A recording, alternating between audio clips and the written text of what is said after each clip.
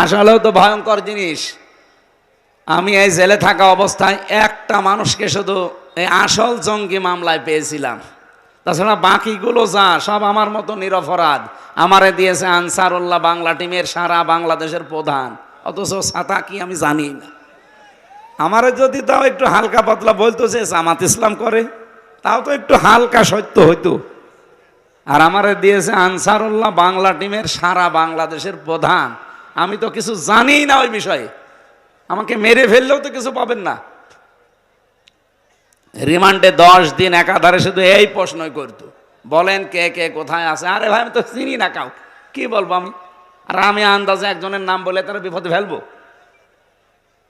একজনকে পেয়েছিলাম আব্দুল মতিন, হচ্ছে আল্লাহ দলের সভাপতি সারা বাংলাদেশের, ও 17 বছর জেলে আছে। পরে একদিন বললাম, ভাই আপনি তো সভাপতি আল্লাহ দলের, তো সেক্রেটারি কে? বলছে আমার ছেলে। ও সভাপতি, ওর ছেলে সেক্রেটারি, আর কেউ নেই সারা বাংলাদেশে, ওদের আর কেউ নেই। ওরা 2 বাপ বেটা, 2জনই ছেলে। এই হচ্ছে জঙ্গির নাটক।